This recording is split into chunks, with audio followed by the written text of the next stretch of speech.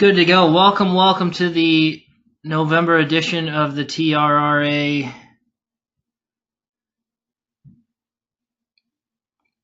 development series. Like I said, Scott is not with us tonight. He might jump on a call late, but in the meantime, we'll just get going. All right, we're talking about breakdown basics. So let's just get into it. Breakdown basics. So we want to talk about, when we start about talking about the breakdown, we want to talk about our definitions, get those in line. Under the old laws, in the past, the tackle definitions was defined by a tackle. Tackle is defined by when a ball carrier is held by one or more opponents and is brought to ground.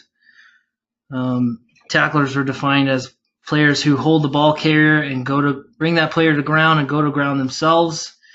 And then tackle assists were players that held the ball carrier, bring him to ground, but don't actually go to ground. So under the new laws, they've simplified everything else. As you can see here, we've gone with just a simple definition. The tackle, the method of holding a ball carrier and bringing that player to ground, pretty straightforward.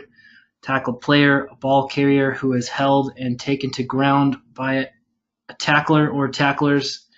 And then a tackler, as you can see, an opposition player who holds the tackle player and goes to ground. Pretty straightforward. If you guys have any questions as we go along, I will try to answer them as we do it, or we'll just wait until the end and then go from there. Cool. So where to start? Well, for some of us on the call, either, whether or not you're a new referee or a coach, or you've been refereeing for 10 plus years, when we're talking about the tackle, we got to start with the tackler. So tackler, and the tackler. It begins and ends with that player. It's really something that you cannot stress enough.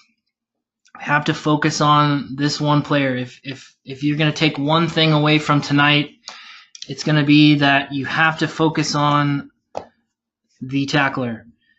Like I said, if you're a C4 and you're very new to the game and you're really just getting a handle on how to ref the breakdown, this is where it begins and ends for you. So just focus on this player, and then we'll move forward as you progress within your refereeing. So we're going to kind of run through it all. We'll talk about tackler, arriving players, ball carrier, touch a little bit on rucks, and I'll show you guys some clips. We've got about 15 clips to go through as well, and then we'll open it up for questions. And before that, we'll talk a little bit about kind of some common practice about positioning as well. I'll show you guys a few little videos on that. We will try to keep it under an hour. Hopefully maybe getting out of here before that. But anyway, so like I said, focusing on the tackler, we got the new laws as well. In the past, it really mattered if a player was a tackler or a tackle assist. There was a difference in the law as to what they could do. World Rugby said forget that about a year and a half ago, and now we've all simplified the laws. Everyone has to do the same thing at the breakdown. Everyone's got to come through the gate regardless of whether or not you went to ground or not. So new laws made it easier on us, made it more difficult on defenders. And as you can see on the bottom line, when in doubt, support attacking rugby. A couple months ago, I was talking to the USA's attack coach, Greg McWilliams, who's from Tim's homeland back in Ireland, and we were just talking about refereeing around the country.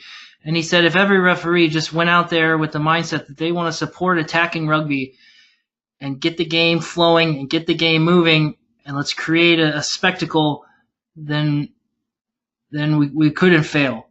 So if you're really new to the game, or you're really wondering what can I do to improve my matches and make my refereeing better, focus on attacking rugby. We want to support attacking rugby as much as possible. And like I said, under the new laws, it should be difficult for teams to disrupt possession. It should. The laws favor the attacking team. There's all kinds of things that the defense needs to do now to contest for possession legally, and to get a turnover. So we want to do our best as referees to support that. We don't want to kill the contest necessarily, because there is still a contest and there is still legal ways for teams to contest for possession, but we want to make it easy on our attack. And as you will go through the videos, you'll see that sometimes easier said than done. But when in doubt, support attacking rugby. This is really what we want to do going forward. And I think this, for the kind of game that we want to create in this country and support rugby going forward, we have to focus on making a spectacle out of it as much as we can, and not really getting in the way as much as we have in the past. The best thing you can do is just support attacking rugby as much as possible. So some things to be aware of as we go forward. This is really your kind of checklist where it begins and ends when you're thinking about the breakdown. So we want to talk about quality of contest. So is this a positive or a negative tackle? What does that mean? That means, is the team with possession, are they going forward? Did they break the gain line? Do they have momentum on that play? Or is that player well supported, or are they isolated? Is it one attacking player versus 3 defenders, or is it one ball carrier with 3 support players against 1 defender? Which most of the time is going to mean they're going to retain possession. If it's vice versa, like I said, if it's one ball carrier up against 3 defenders with maybe 1 supporting player, it's more likely that there's going to be a turnover. Quality of clean out. Is there a good clean out? Is there a good hit on the arriving player, on the poacher from the support? Is it a poor clean out? Does that player go to ground? Do they go, pass the ball, over the ball, or is it clear the threat? Those are kind of the 3, for some of the coaches on the call tonight, those are kind of the main 3 breakdown strategies that we will talk about this week when we go to practices in our 3 cities. Clear the threat is basically just smash anyone within a vicinity of the breakdown. A lot of our professional teams at the higher level, the All Blacks are probably the best in the world. Well, maybe not anymore, but one of the best teams in the world of just smashing anyone within the vicinity of the breakdown, and you clear any kind of threat and you make it a no contest. Some teams like to go pass the ball and create a bit more space for their scrum half. Other teams, maybe at the lower level, where you're not as conscious to what you're doing, will just go over the ball to secure possession. So something to think about on quality of clean out. And then the last bit here, position of strength. Are the arriving players, specifically the arriving defender, are they in a position of strength to win a turnover?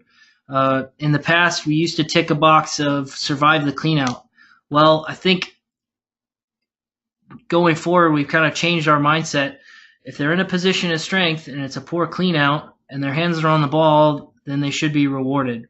What we don't want to do is reward players who are not in a good position to win a turnover, or they're rewarded a turnover when a play goes against momentum, which we'll see on a few of the clips. So again, something to consider: quality of contest, quality of cleanout, position of strength. Those are kind of your 3 qualities to think about when you're going in to tackles and you're refereeing the game. So we'll start with the tackler. Again, this is just kind of a checklist. Do they release? Did they roll away?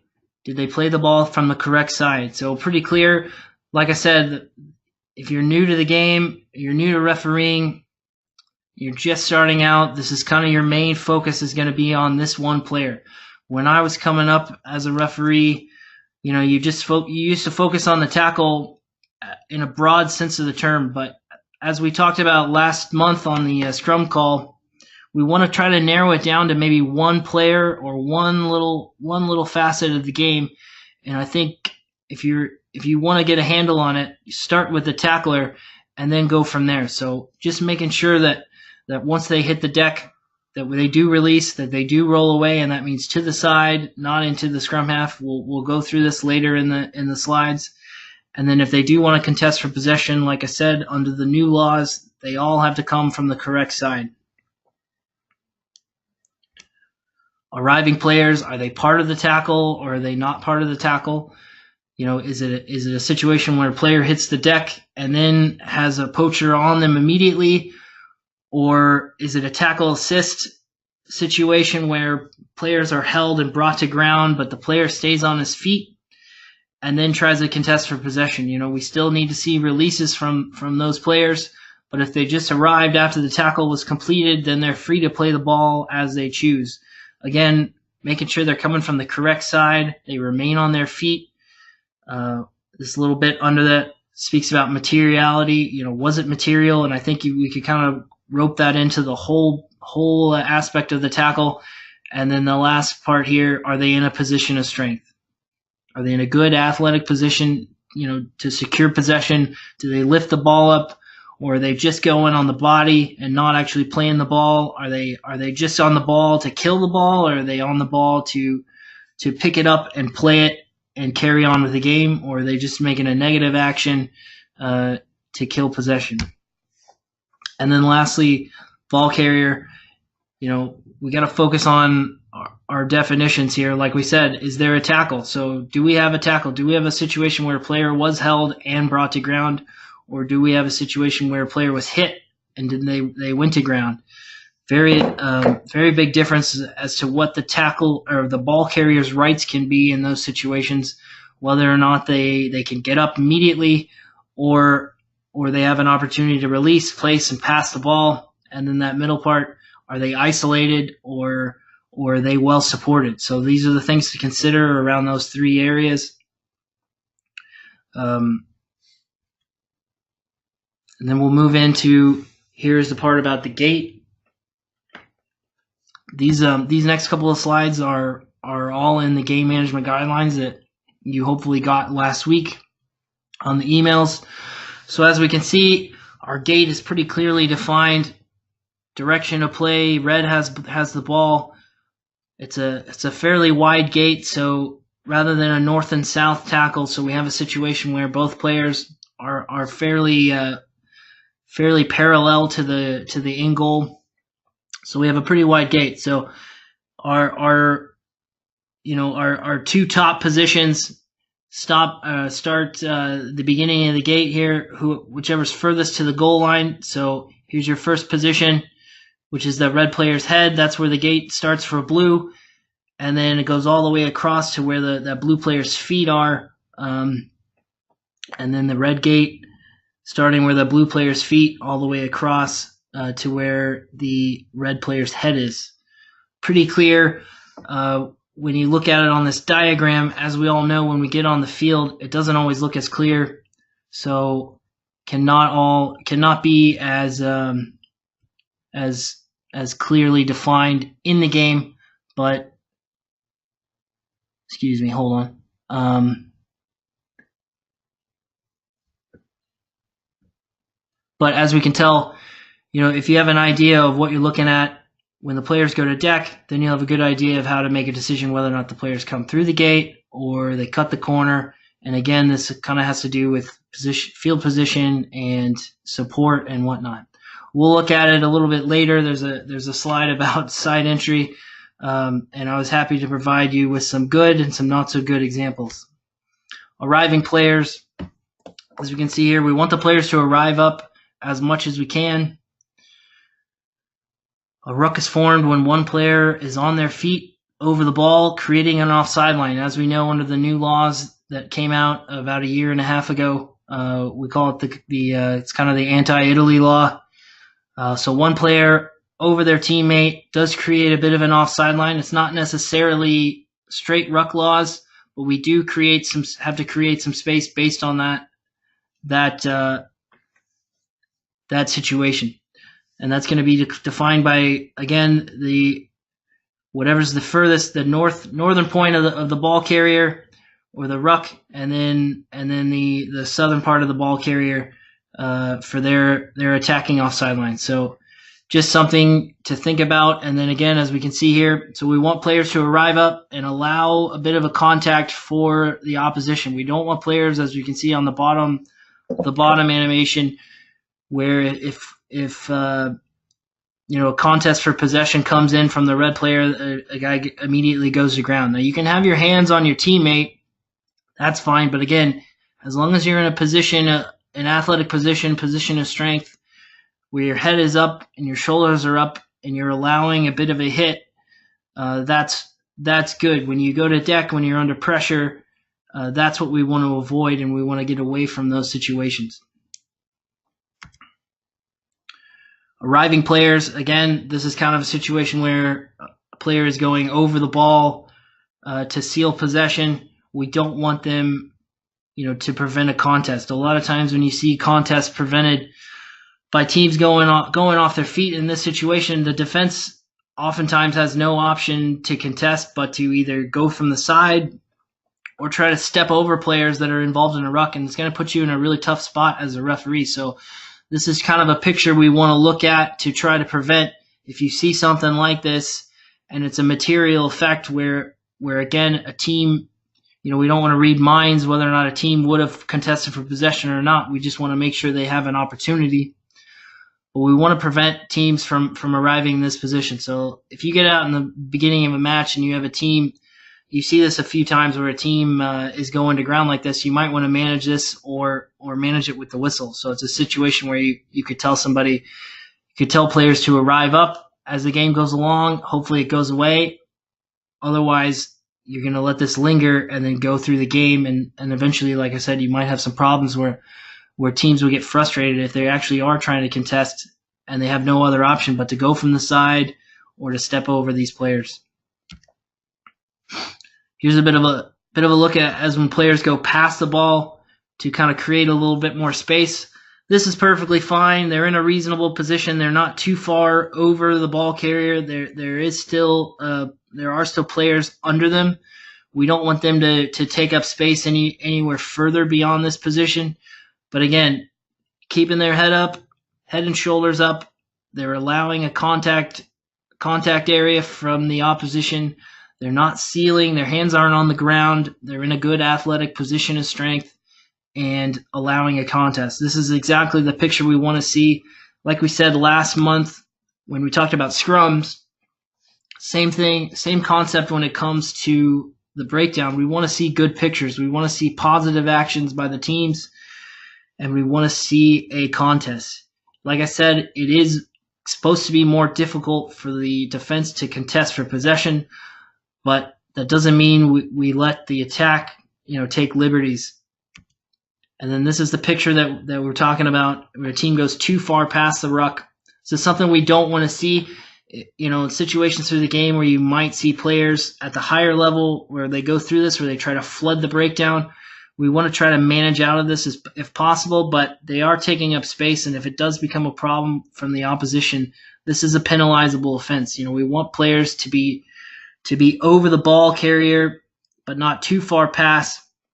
If he has teammates behind him that push him forward, if you saw the New Zealand-England game 2 weeks ago, where the last bit of the game, there was a bit of a shove forward by the All Blacks that pushed that off sideline. That's definitely a tactic, and that's a legal tactic as long as players are bound in. But in terms of arriving players taking up this space, this is what we want to try to avoid as much as we can. Like I said, this is penalizable, or you can manage out of it. If you see this in the game and it's not material, you want to make sure players are staying in the ruck and not flooding the breakdown. That would be a term you could use when speaking to the captain. Don't flood the breakdown, or don't take up space past the ball.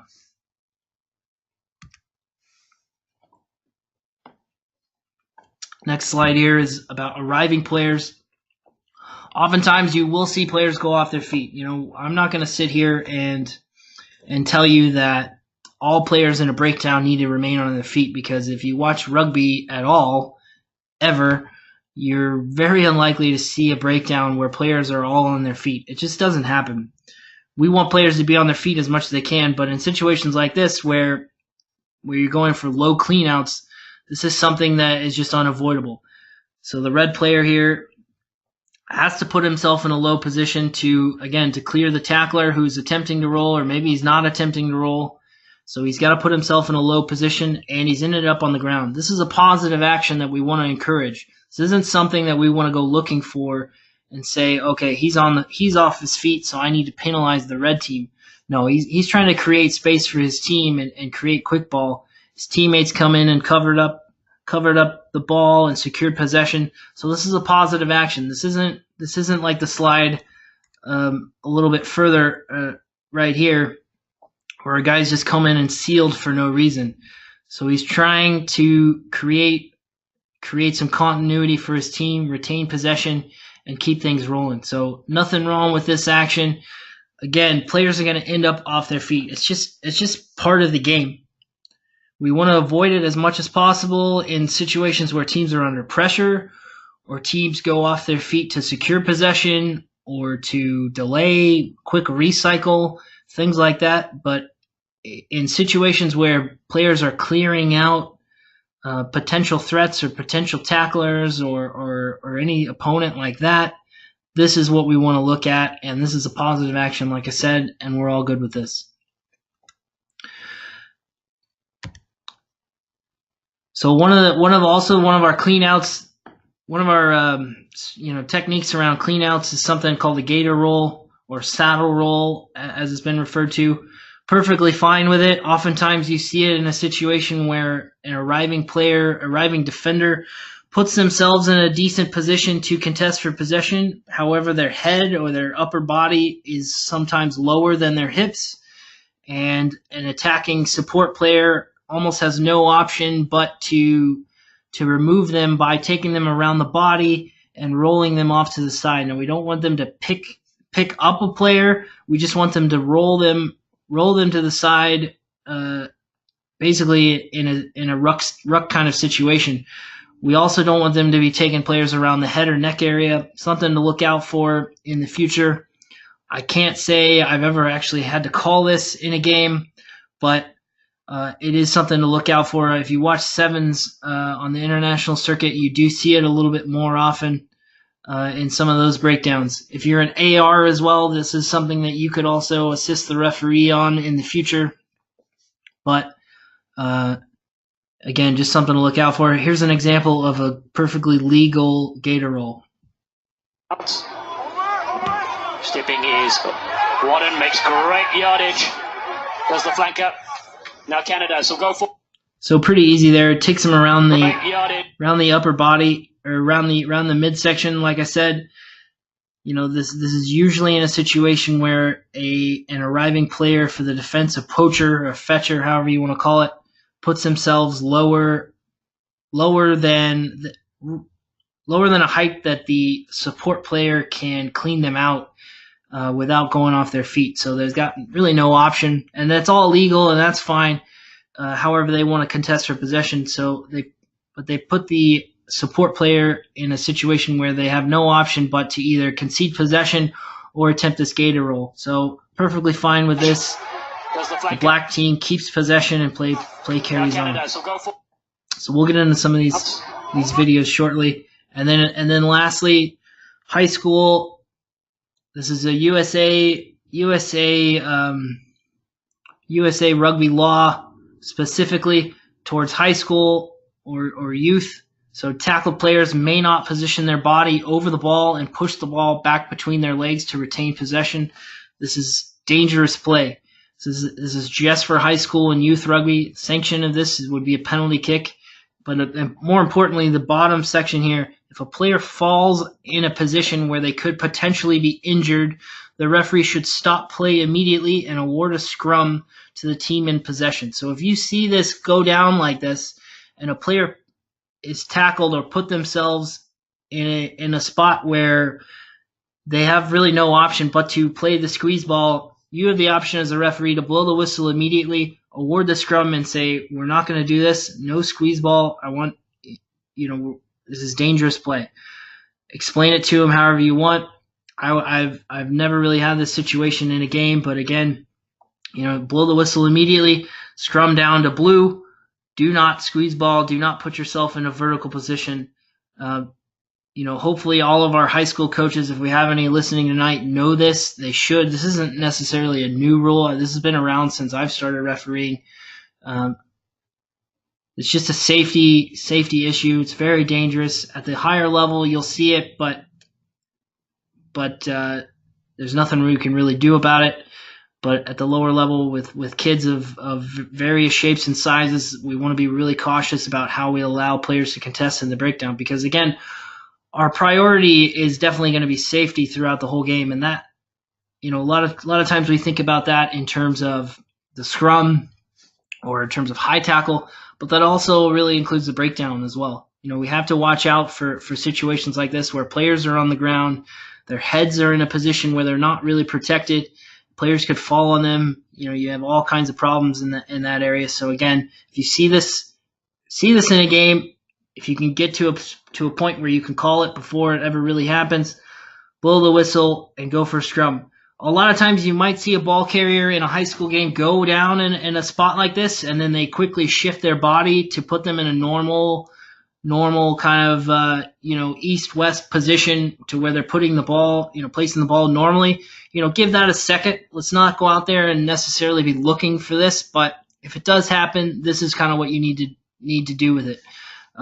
This is our kind of our checklist, our method of action here when dealing with the squeeze ball. But like I said, it's illegal. Let's try to protect our players. If it is something that you cannot manage, if you've given the scrum in the game, and then later on it continues to happen, go ahead and penalize it. But again, we don't really want to see a whole lot of penalties. I can't remember a time where I've actually had to call this, but it's something to look out for. Safety is definitely the priority. Hopefully we don't have too many questions on this. I think it's pretty straightforward. You don't see it a whole lot, but it does happen, and it is dangerous, and we do need to be aware of it, especially at the youth level. So we'll get into some of these clips now. These first couple are going to be tackler, and then we'll go into some not rollings and some things like that. So our main priority, like I said, tackler is the priority. We need to see releases from the tackler. If they want to win a turnover, they need to tick the boxes. They need to release, they need to roll away, they need to get to their feet, and they need to play the ball from the correct position. Feel free to, we sent out the playlist on YouTube, so feel free to go through that because it's easier. I believe this webinar does not like our videos. CK, wind in the sails of the Warriors. And the penalty as well. The crowd really getting behind the Warriors here. You could feel them. Pretty straightforward. Tackler's in a good position. However, they just don't fully release the player. A lot of times you'll see a tackler kind of throw one arm off, keep one arm on, put their right, they release with their right arm, keep their left arm on the ball carrier, and then they get to their feet, spin around, put their right arm back on the ball carrier, and then maybe release their left arm for a brief second, and then go back. The player in question here is probably one of the best in the country at winning turnovers, and so it's always difficult to referee him in the breakdown because he knows exactly what he's doing. However, we want to see a clear release on these kind of plays, especially ones where turnovers happen or play is slowed down. Here. Another situation where oftentimes you see kind of a bit of a contest for possession when players go on their feet. Unless you're absolutely 100% certain that the defender has stolen the ball before they've gone to ground, you want to keep in mind that the attack should retain possession. I don't like to use other sports terms when talking about rugby because I think there's probably not too many baseball fans on this webinar right now, but tie goes to the runner really in this situation. Tie goes to the attacking player.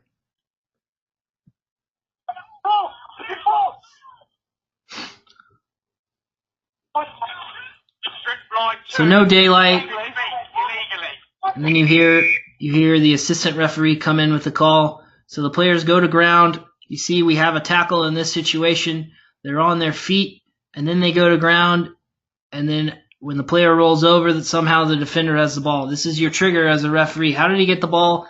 I never saw any daylight. I never saw him on his feet. I never saw a clear release, and I I was pretty sure he didn't take that ball before they went to ground. So I'm not saying it can't happen. In this situation, he could have stolen, if he stole the ball cleanly while he was on his feet and then they went to deck, that's absolutely going to be play on. But in this situation, like I said, tie goes to the attacker. They go to ground. Somehow he wins the turnover. It's not legal. It should not be rewarded. We should penalize this. Strip line 2, off his feet illegally. He was off his feet when he stripped the ball. Pretty clear, pretty straightforward. This is a clip of a tackle or no roll. So oftentimes we see this in a game where players are lying on the ground and they're trying to get out of the way. Maybe they are, maybe they aren't. And then their hands are in the air. Well, it's pretty hard for me. I don't know about you, but it's pretty hard for me to roll away and move out of a tackle without the use of my arms. So, and you get in a situation like this and they give you this kind of picture and you see players with their hands above their head when they're lying on the ground and they're impeding the scrum half. That's the important part. They're impeding play. This is something we absolutely want to penalize because they're doing it deliberately.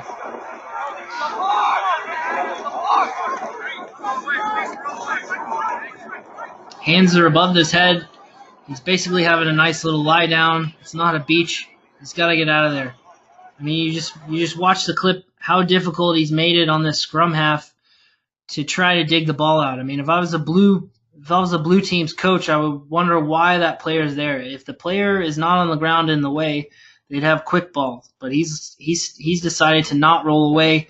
He's slowed the attack. He's allowed his own defense to set up nicely, and he's impeded the quick ball. If you want to create a fast game, you want to support attacking rugby, like I was saying, these are clips. These are the type of plays that you absolutely should look out for. Advantage. This is definitely an advantage situation, or you just bang it straight away.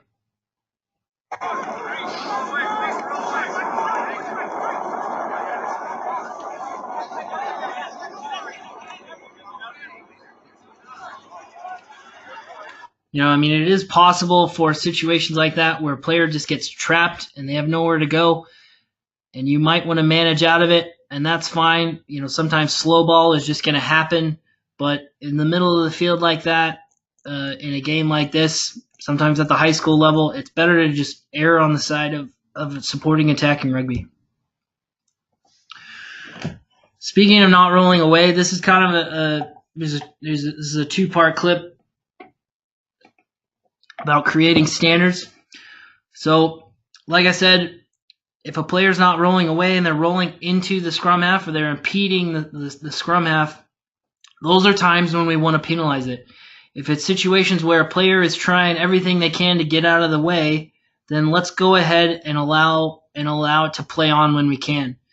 In situations where if you're blowing breakdown penalties, you're penalizing one team for slowing a breakdown, but the scrum half for the attacking team's able to pick the ball up immediately and take a quick tap. You got to think to yourself, was that really a penalty that was necessary and that actually slowed down the attack? Most of the time when you want to give a breakdown penalty, that ball is going to be killed. That ball is going to be buried in, and it's going to be very difficult for the scrum half to pick it up and take a quick tap. And as we know, what happens when we allow a lot of quick taps? We then have a lot of not tens. Then we're having management issues, and then we're having to give cards and etc. And then you just go down the rabbit hole. So when we talk about creating, standards, and you can see the clock here, 4 minutes into the game is the first breakdown penalty of the game. We want to create clear standards, but let's try to create standards that are reasonable for the game and reasonable for players to understand. So the first clip in this, you'll see a situation where maybe it didn't really have any material effect because the scrum half wasn't impeded. There was no slowing of the ball down. And then the next clip will have exactly what we're looking for, where a ball carrier goes to deck, tackler tries to roll away, rolls into the scrum half, and affects the recycle.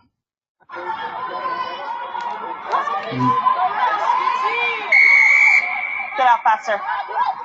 When you're on the ground, break down, now you're going to make an attempt to...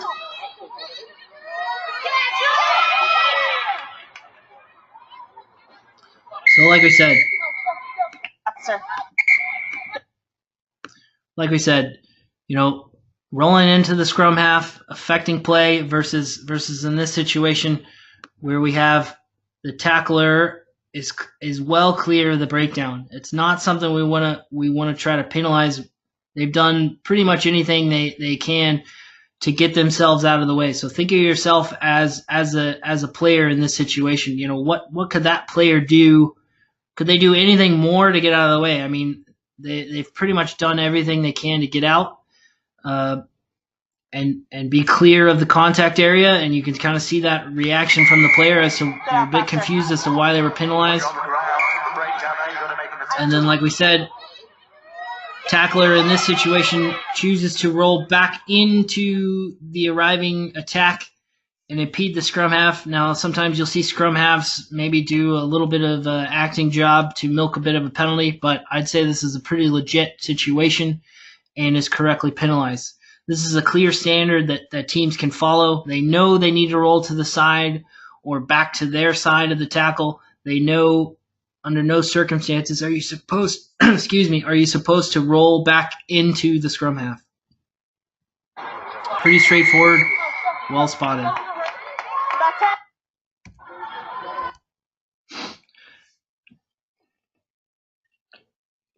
Another thing we kind of want to look at when talking about tacklers not rolling away are situations where arriving players are over the ball at the same time as tacklers have not rolled away. So we want to make sure, again, focusing on just the tackler initially, the tackler has to do what? They have to release, they have to roll away, they have to get on their feet and play the ball from the correct side. So in this situation, the tackler has released, but they haven't moved away. They've impeded arriving players for the support. At the higher level, this is really sneaky and really cheeky, but at the lower level, it's maybe not as deliberate, but just as effective and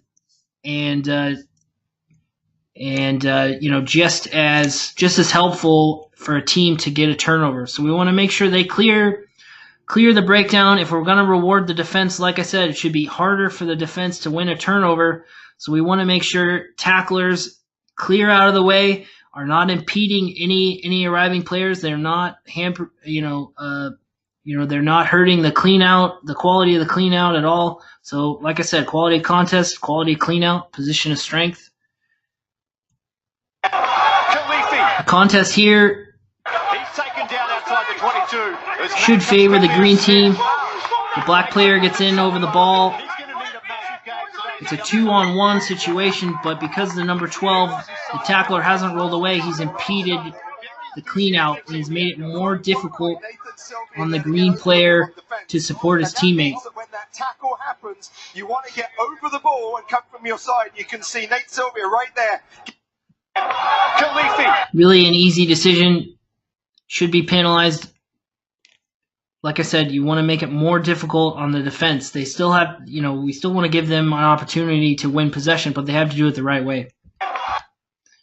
This is kind of a better example of what we want to look at in terms of a situation where you have a tackler go over the ball and a poacher at the same time.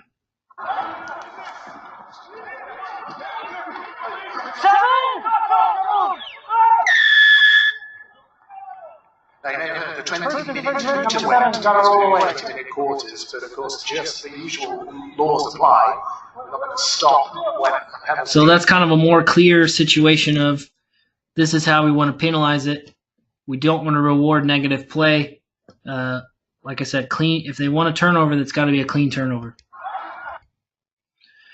Now we'll talk about ball carrier not releasing. So in situations like ball carrier not releasing, like we said, our three qualities, or our 3 steps. But we also want to look at momentum, who's under pressure, and in those situations of quality of contest, who has the upper hand in this situation. So as you're watching this clip, just think to yourself, who should win this ball? Which team is kind of, oh crap, we're screwed here. We don't have the numbers, and which team has all the momentum going one way. So we have a clearance kick. Gold on the retreat.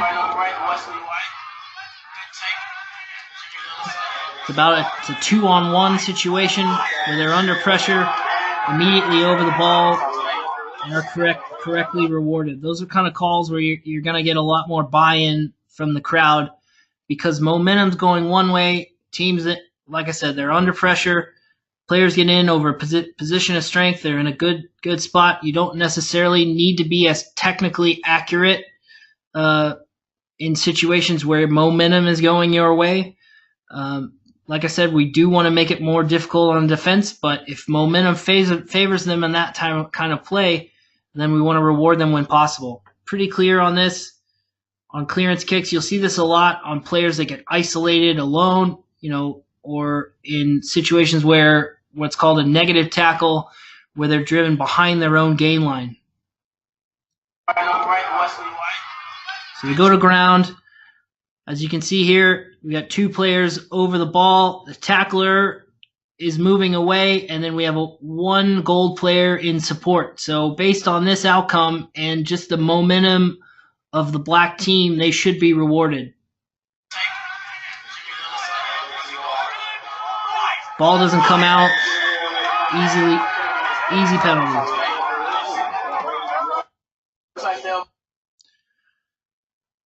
Same situation, but just a little bit different in terms of momentum. So momentum doesn't necessarily favor the attack, but because the defender puts themselves in a good body position and is in over the ball, they win the ball, they lift it up. As you can see on this, they lift the ball carrier up, survive the clean out, and are correctly rewarded. So it should be difficult, like I said, but even in situations like this, the defense gets in over the ball, he wins the ball, he's on it immediately, and he carries it back with him. So it's correctly rewarded. In this kind of situation where we have momentum going one way, like I said, we want to favor that attack and we want to give them an opportunity. Oftentimes we think about, you might hear the term let it breathe. Well, this is a situation where if you just maybe wait one more second and let it breathe, then you don't have to do anything. First scrum of the game. Clearly one scrum, clear line break, about 20 meters gained, all the momentum going one direction. It's going to be very difficult for the green team to win a turnover. And they're rewarded for a holding on penalty. This is kind of a situation where it's play on all day for me. When we look at the replay, the close-up replay here, you might think there's an extra roll where that player is isolated, but he's not really isolated. He's just waiting on his teammates who are all right there. There's a good clean out. He's rolled. He's pushed the ball. He's placed the ball. His scrum half's there. It's good to go. Ball's out. Should be play on. If that's holding on, then why doesn't the defender have the ball in his hand? That's something you want to think about. Survive the clean out. It is something is definitely something to consider, but we don't want to wait too long. If he's going to win that ball, then he's got to win that ball. That's kind of what my rule of thumb on ball carrier not releasing. So if you want to reward green, then he's got to have that ball, and you got to blow that whistle when that player has that ball. And if you can't get your whistle into your mouth by the time you get your whistle into your mouth, and he still doesn't have that ball, which shouldn't take very long, then you probably shouldn't be awarding that penalty. So momentum goes against the defense here. They have support. The ball's in the scrum half's hands. Let's try to play on when we can. Now we'll talk about side entry. So side entry and attack, there's a little bit of an attack and a little bit in defense. Not my favorite thing to call in the world other than in this game. So you're welcome for these examples. But something to think about when in terms of side entry. Again, is a team under pressure? Is the defense retreating to contest for possession? Oftentimes you see a player try to backtrack to get into the breakdown, and they might cut the corner. By that I mean they throw their hands through the gate. Our gate that we talked about earlier. they throw their hands through the gate, and then their feet come around, and then they basically go in through the side door to come in and contest. And then in situations where if a team's going forward or the attack, you want to think about, did that player come from depth to support their teammate? If they came from depth, it's very unlikely that they're going to come in from the side. Or if they had a shallow entry, or if they're coming flat, or they're coming in from, again, if they're having to backtrack, say the defense, the gold team here, say the gold team tackled the black team around the 10-meter line here, then these forwards would have to come through maybe the side to retain possession. But you want to think about where that player came from. If they came from flat, or they came from a position of depth, or something called hit and spin, where they hit a player in the breakdown and the contact just turns them to where they fall on the ground and they end up in a position where it appears that they came from the side because of how they landed, but they actually entered the gate properly and then hit the ground in a kind of what would be like a parallel situation to the goal line. So this is about a 50-second to a minute clip on a couple of different side entries, most of them incorrect. And those set pieces from the Warriors seem to have found their rhythm. Lasike crashes forward. That is the advantage of a man like Paul. Bit of a ticky-tacky call there. Back. Picks up the big man. Winyao. Really technical call there. Yeah, penalty while in possession. That's their second one. Fighting his way forward up to the 40-meter line. Jensen. The big, tall, and rangy Matt Jensen. Kind of another situation of hit and spin a little bit. Doesn't really come in from a deep position, but it's not necessarily side entry.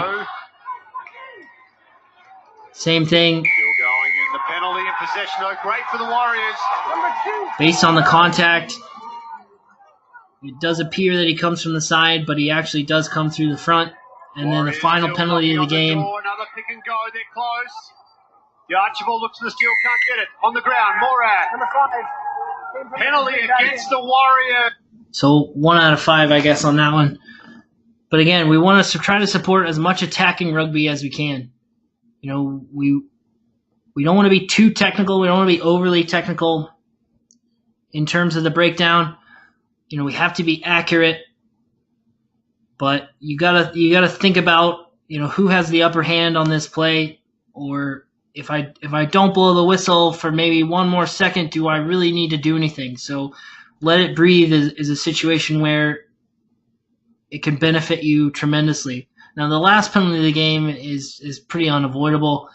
Players behind the breakdown and tackles an arriving player for the defense. I mean, if you look at the score and the time, can't really do anything about that. But the beginning of the game is not a time where you want to try to set unrealistic standards. If you find yourself at the end of the game, and we'll talk about some statistics later in the game or later in the presentation, if you find yourself with a lot of side entry penalties, you need to think about, well, was my standard too high? Was my gate considered too narrow? Like I said, when you picture it on a diagram, there is a clearly defined area as to where players can come in and out of the breakdown. But on the field, we don't have cones and we don't have gates and we don't have doors and there's no walls set up. So it's all very fluid and all very gray area. But it's just something you use as a template. We don't want to necessarily be as strict when players are going 1,000 miles an hour. In lower level games, you might get sloppy entry into a breakdown, but you have to think about, and really with anything in the breakdown, does this matter? Do I need to actually call it, or can I save this penalty and play on and really wait until I have a clear and obvious opportunity to make a statement about side entry? It's not really something that you want to get in a big habit of calling, especially against the attack. Like I said, you want to try to support attacking rugby as much as possible. This is a situation of off feet if you watch the games from the weekend. So this kind of ticks a couple of boxes where one team is under serious pressure. They're on the back foot and they have no option but to go off their feet and steal possession. So if you're a referee in this situation, momentum should only favor one team, and that's the white team. I'm not saying that, to be against Australians or anything like that, but if you're a referee in this and say, you're out at Burr Field on the weekend and one team has a breakaway, they should have the upper hand on that play. Rugby's a territorial game. Rugby 15s is a territorial game, and the team that has the territory should have the upper hand. So this is just something to think about in these situations. So when you go into a play like this, oftentimes a player is going to be isolated as they try to gather a clearance kick, and their teammates are going to be backtracking. So you should be expecting something like this. You're waiting for them to either come in from the side or seal off their feet to retain possession. So the referee's thinking, okay, white has the upper hand, white has the upper hand. What can goal do? Oh, he goes off his feet. You just basically gave me an opportunity to penalize you. So for our coaches on the call tonight, you have to be very accurate in these kind of situations, because as a referee, pretty clear decision, easy call for the referee. So as a referee, you're looking for these kind of situations, and when a player gives it to you, you take it. It's like a gift. I'm going to take that. I'm looking to penalize someone in this kind of play, because in broken play like this, where it's unstructured, it's all going to go to hell pretty quickly, and these are situations where it's easy to penalize. Kicking in a breakdown, one of the new came into law last year. You can no longer kick out of a tackle for a couple of reasons. It's a safety aspect. We don't want players kicking violently at the ball when it's around players' heads, and it's just an illegal tactic. We don't want to promote negative play. We want players hooking the ball out if they want to retain possession or steal possession, but no kicking for the safety aspect as well as the negative play aspect. Side, he's met. Strong defense here from Manolio. Another penalty. Disrupting the ball for Ontario, and look at, he's kicking at it right there to kick the ball out. So pretty easy call. Kicking out of a breakdown, a couple years ago, that was all good, but within the last 15 months, no longer allowed to kick the ball out of the breakdown. Taking out the 9, so not getting into too much about the ruck, but one thing we do want to make sure we do is protect the scrum half. So we want to create clear space around the breakdown. There's a clear offside line for one team. We want to make sure if any players linger around the pillars of the breakdown, that they are not impeding the 9.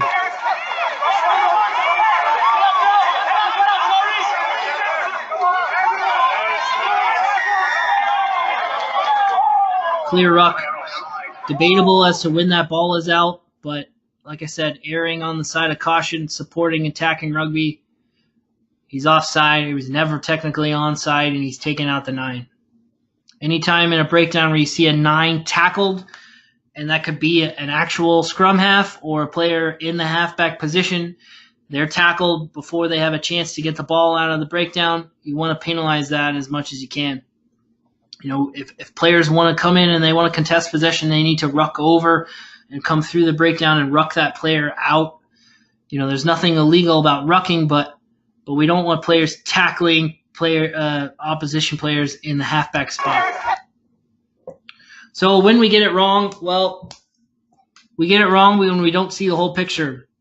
You're either in a poor position as a ref, or you don't read the contest, or you don't see the tackle happen clearly, and it gives you a bad picture. So, like I said, don't read the contest. You're not aware. You're not thinking about who has momentum. You're not thinking about who has numbers in the breakdown or what the probable outcome is. Oftentimes, we see referees penalize too quickly. I think a lot of our junior referees, if you look at some of the games, if you just maybe wait a half second or more, the ball might come out and the ball might be able to play. quick ball is considered 3 seconds or under. If you just sit here and look at your watch, 3 seconds is a pretty long time in terms of rugby. We see players go to ground and go to deck, and then if it's an immediate action, and if we don't, then we penalize. We want to make sure, we give an opportunity to still have a contest and let the team get the ball out. If a scrum half isn't there to play the ball, then quick ball isn't really that big of a deal. But if we maybe just let it breathe a second, then our penalty count might go down, our influence as a ref might go down, and the game could flow a little bit better. And then lastly, we just guess. Does happen. Happens to the best of us. Sometimes we guess. Sometimes we get it wrong. Sometimes we don't. It's not something that you want to make a habit of, but it does happen. And, oftentimes you're wrong. We'll see it these last couple of clips. I think my biggest philosophy around this is we'd rather miss something than call something that didn't happen. So if you get in a situation where you're not entirely sure what happened, then you might want to play on unless you're clear and obvious as to what the infringement is. So as much as we say do support attacking rugby, you still have to be accurate. Manage over. Throwing the dummy, looking to go around is Gethin Davis, man from Cardiff. I'll get a full-on penalty opportunity to clear the lines here. Second player. So if you get in a situation where you're calling tackle assist, hasn't released, you have to be sure he actually was a tackle assist. So making sure your definitions are correct. And if you look at the play again on your playlist, referee puts himself in a position where he's directly behind the breakdown. It's very difficult to see who actually was a tackler and who actually wasn't a tackler, who released and who didn't when you're head on, square on from a breakdown. Continues what he did. Lester's got the Davies, got the Davis going down. For me, here's the top. You're in the Yeah, top. I think Peter Dahl So was, penalty there is for tackle assist, but was that a tackler assist? No, it was not. In that situation, that yellow player could and probably should be rewarded. Ruck turnover, again, we want to be sure about what we're calling. So oftentimes you hear referees get in situations where they try to manage out of a breakdown. You say, no, leave it, or let it come, or something like that. You want to be very careful about how that actually happens, because once you say, no, leave it, in this situation, say, no, leave it black, and if they don't leave it and they turn it over, you have two options. You either play on and risk looking like an idiot to the rest of the team and losing player buy-in, or you're forced into an action. So for me, at my level, and this trickles down to high school and youth rugby as well, less is best approach in the breakdown in terms of what you're going to actually call and manage. Short Barkwell, big collision. So Dan, now we're in extra time, so the next stoppage, that's it. It's a half-time break. Oh. So because the referee, which is me in this situation, decided to say no, leave it, I've then put myself in a box here when he actually does get a clean turnover because his hands were on the ball when the ruck formed, and he's allowed to continue to play it. Even though it's his one hand, he still has the ball. If I just gave it a second, then everything would be okay, and then we play on. Short Barkwell. Positioning. So we'll talk just real quick. I know we're a little bit over time, but that's okay. Positioning. So 45-degree angles is kind of what wants to be your ideal position. We want to be able to see, decide, act, and then find work. So what I mean by that is we see the tackle, we decide if it's okay. If it's not okay, or we're not happy with the actions of the tackler or the arriving player or the ball carrier, then we want to act, which is we're going to blow our whistle. Or if everything's fine, then we're going to get ourselves out of that 45-degree angle and find work and move in to manage the offside line. Angled position to see the tackle go to ground. We're not flat. We're not directly behind because, like I said, it's more difficult for you to see who released and who didn't release and who was the tackler and who was just an arriving player in a good position. And we're not head on as well, or we're not flat. So we're not flat attack because it's more difficult to see the actual gate when you're from a east-west position. And then after the ball is clearly won, we're going to move away. So we'll go over this real quick. Saddle position, flat, D-line.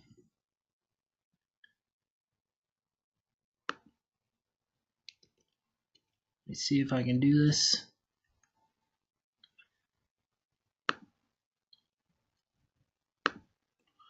So this is just kind of an overview of kind of what your basic positioning would look like.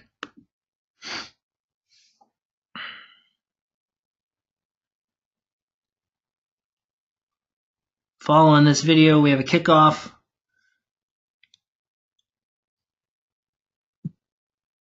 Oops, sorry.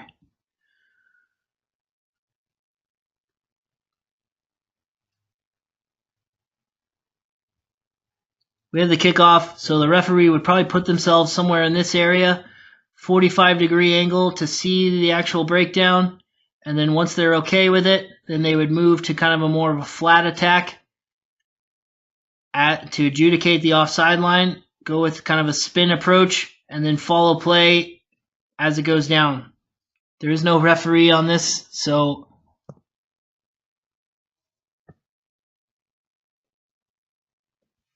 we kind of get a clearer approach.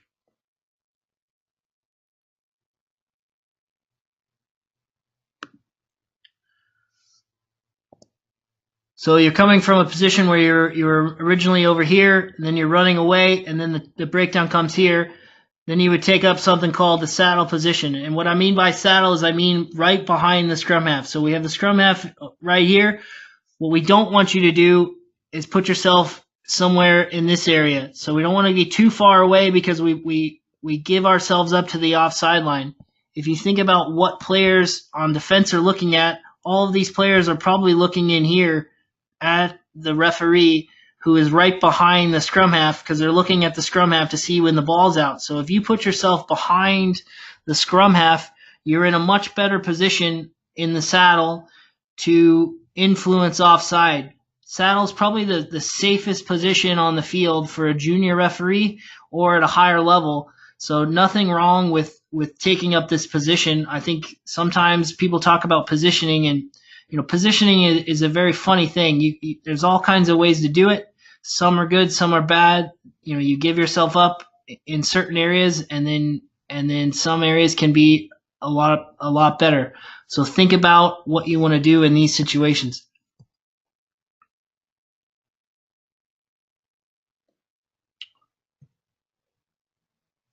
So play continues. They go wide.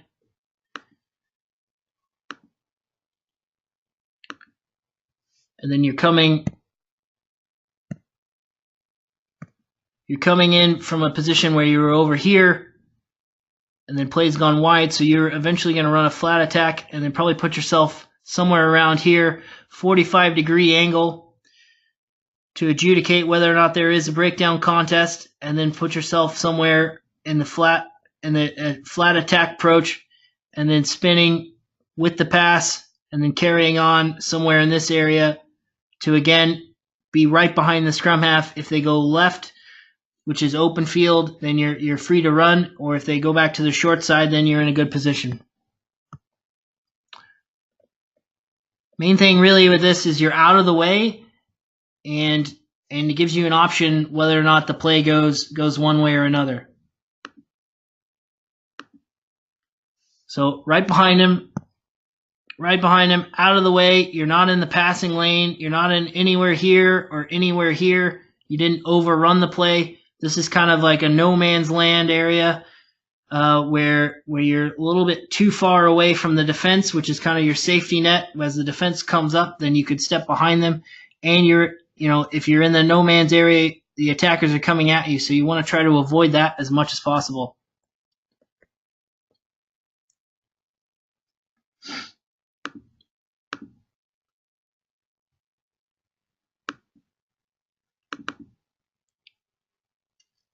And then this is kind of what it would look like with the referee on. So the ref comes in. They're in a flat attack. They've seen the breakdown. They're okay with it because most of the time there is no contest. And then they've moved in a position where they expect the play to go left. It actually doesn't.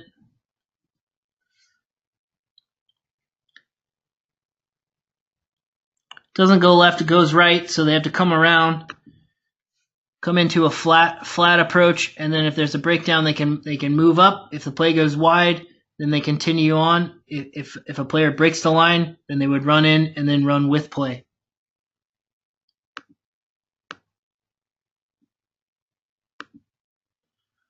So I'll just kind of let this run through. You can see a bit of running lines around the breakdown.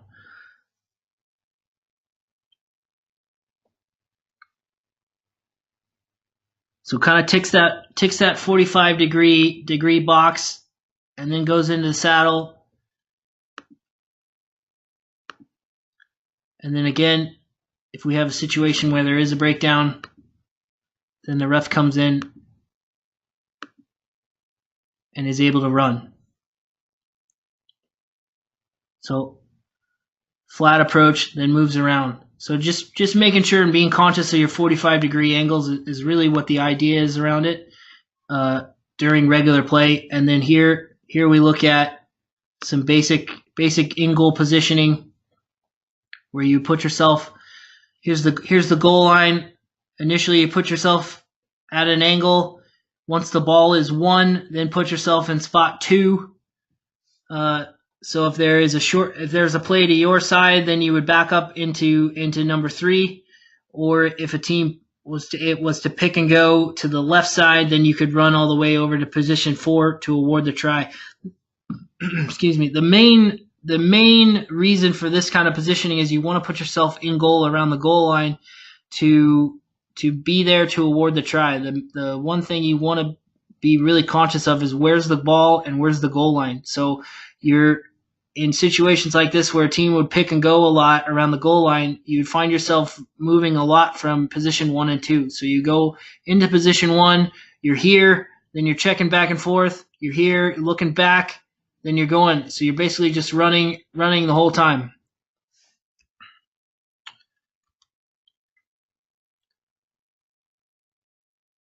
Pretty straightforward. We'll send all this out later.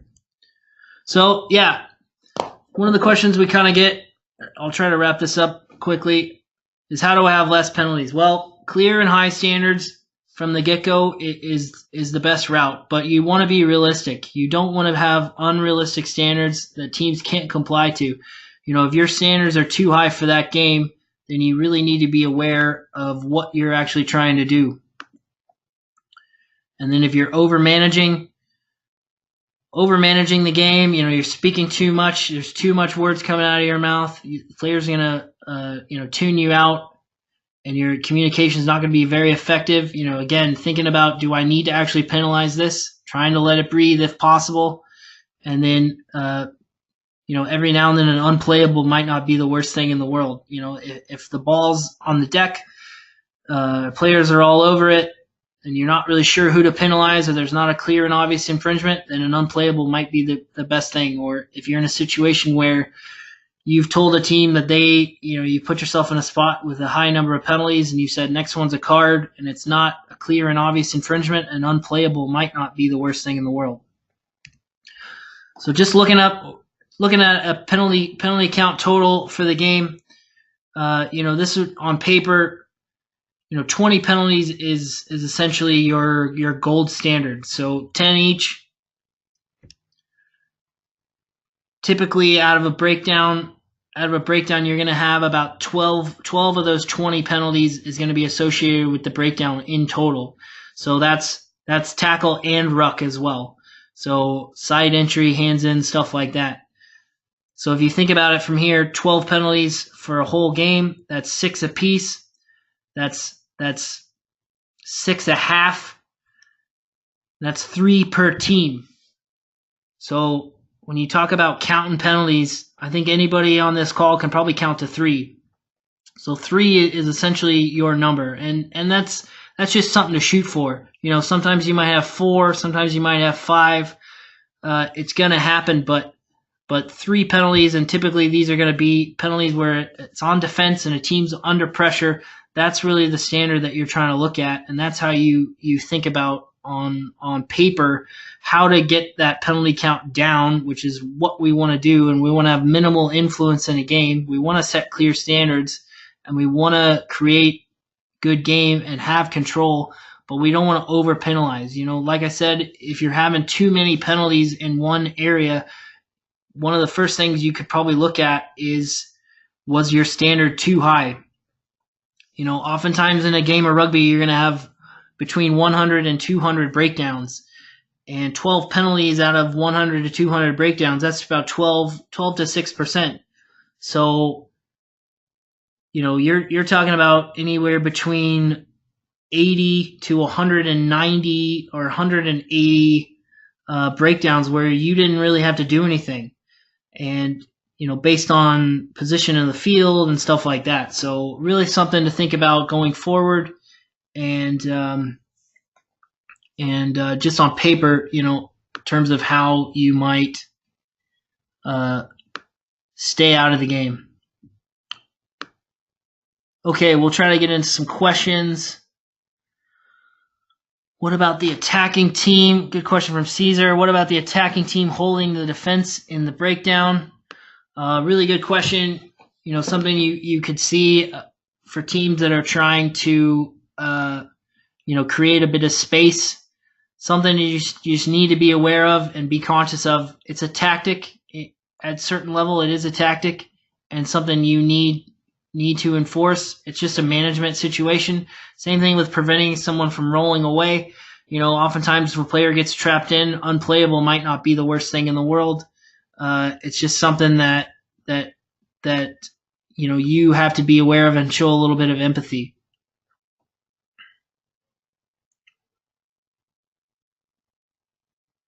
I see a question here from Rod. I see defending players barge into a ruck using their forearm shoulder contest ruck, which dangerous play. Into a ruck, yeah. I mean, you want to make sure. We didn't really touch on a whole lot of dangerous play. We kind of tipped the surface on a lot of the breakdown, but you want to make sure players are binding on opponents or teammates when they're coming in. We can't have players just crashing into the breakdown. It is dangerous play. Oftentimes that be associated with a card depending on where they hit. If you got any other questions, make sure and pop these in. Seems to be a tendency towards not calling off feet at the breakdown in international top level games. Something will be focused on safety. I think, like I said, in any kind of game of rugby, there's always going to be players off their feet, and it's just something that is almost unavoidable. You have to think to yourself, is this material or is this just sloppy play? I think just because of the force of contact at the highest level and how big and strong and fast everything is nowadays at international rugby, it's very difficult to enforce players staying on their feet at all times. It's about like getting the big calls and getting the clear and obvious infringements. Thanks for that question though, Paul.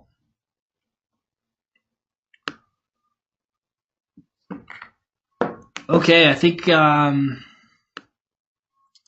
if I didn't answer everybody's questions. We're doing a one-man show here, so yeah. Okay, so I appreciate everybody getting on the call tonight. Really happy that everybody was able to join in.